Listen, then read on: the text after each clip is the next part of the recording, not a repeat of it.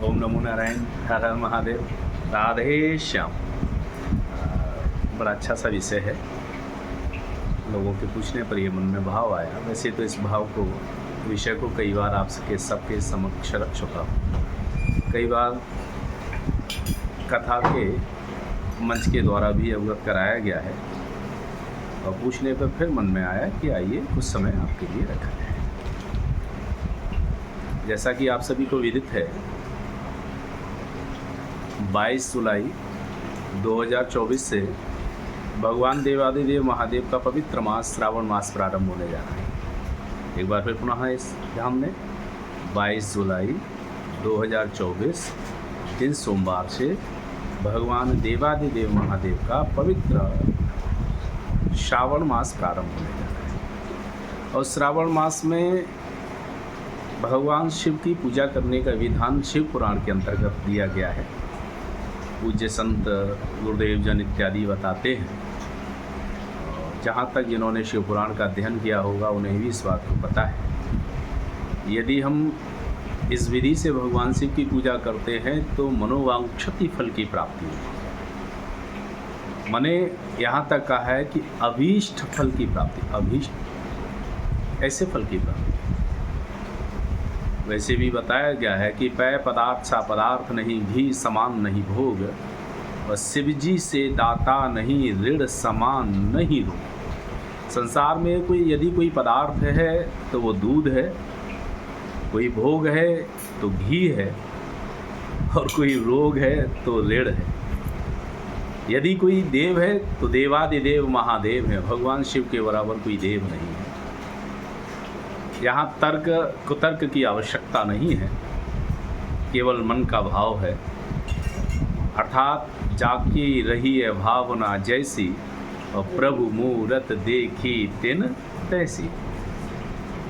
यदि आप अध्ययन करेंगे, चिंतन करेंगे, मनन करेंगे तो ऐसे किसी के आगे शीश का संबोधन नहीं किया है जो हमारे महादेव के आगे किया गया। देवादिदेव महादेव यानी आदि अनादि देवादि महादेव, जिनका न आदि है, न अंत है, न मध्य है, केवल देवादिदेव, अनादि आदि, ये सब शिवत्व से समाया है। दूध से बराबर के संसार में कोई पदार्थ नहीं। यदि दूध से बढ़कर के संसार में कोई पदार्थ होता तो ईश्वर मेरे जन्म से पहले, यानी जीव की उत्पत्ति से पहले, माँ के कुचों में कोई और वस्तु उत्पन्न कर देता।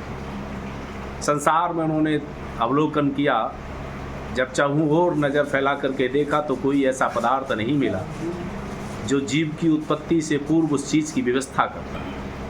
जब उन्होंने चाहूँ और देखा तो केवल एक ही वस्तु दिखाई दी, और वो दिखाई दिया दूध।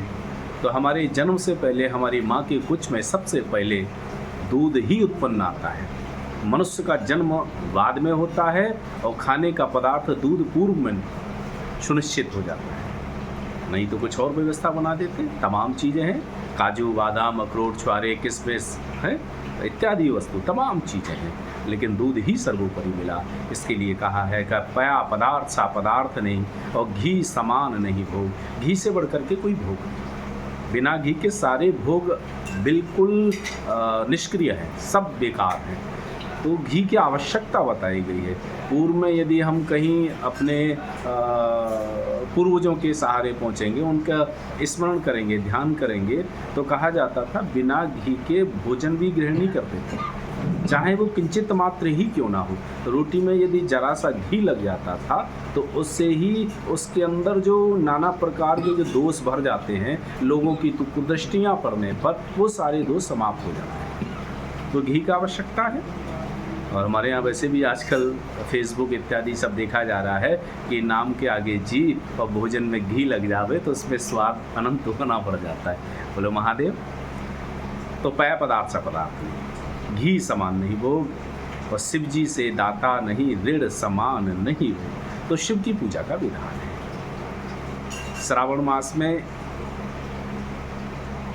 शिव पुराण के द्वारा ऐसा प्रमाणित है, यदि एक माह तक इस विधान से पूजा कर लें तो मनुष्य की अभीष्ट कामना पूर्ण होती है। अभीष्ट कामना यदि मन में हम इंद्र बनने की कामना रखें कि स्वर्ग के राजा बन जावें, तो किंचित मात्र कतई संदेह नहीं है कि हम स्वर्ग के राजा नहीं बन सकते।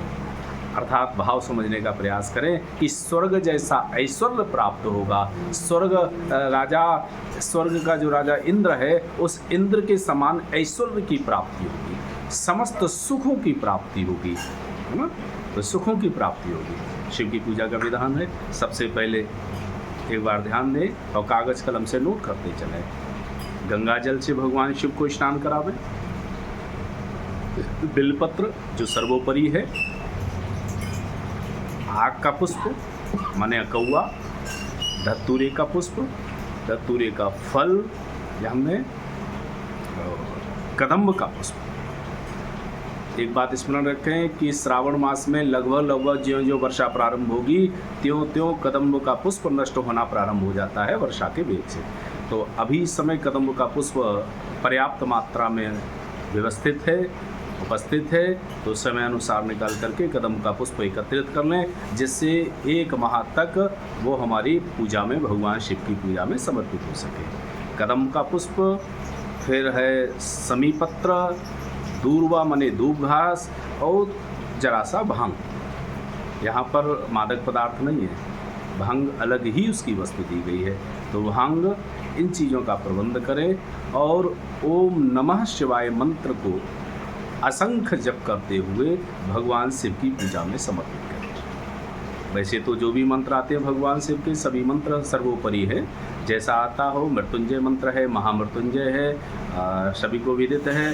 और ओम त्र्यंबकम यजामहे सुगंधिम पुष्टिवर्धनम उर्वारुकमेव बंधनान् मृत्युर्मुक्षीयमामृतात्। ये मृत्युंजय है। महामृत्युंजय है ओम हौम जूम शाह भूर्भुवस्वः ओम त्र्यंबकम यजामहे सुगंधिम पुष्टिवर्धनम उर्वारुकमेव बंधनान् मृत्युर्मुक्षीयमामृतात् भूर्भुवस्वरोम सह झूम हौम ओम। ये महामृत्युंजय है। वैसे तो समय अनुसार जो भी जप कर सकते हैं। वेदोक्त मंत्र है ओम नमः शिवाय। इस मंत्र का असंख्य जप करें, छोटा भी है, बड़ा भी है, और समय अनुसार आपके व्यवस्थित भी हो जाएगा। उन बड़े मंत्रों को बोलने के लिए समय ज़्यादा चाहिए, और इस मंत्र को चलते फिरते, उठते बैठते, जब चाहे तब इस मंत्र का जप करते रहें। असंख्य, एक माह तक यदि असंख्य जप करेंगे ओम नमः शिवाय मंत्र का, तो आपको अभीष्ट कामना की प्राप्ति होगी।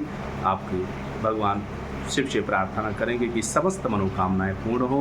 हर हर महादेव। ओम नमो नारायण। राधे श्याम। जय जय श्री सीताराम।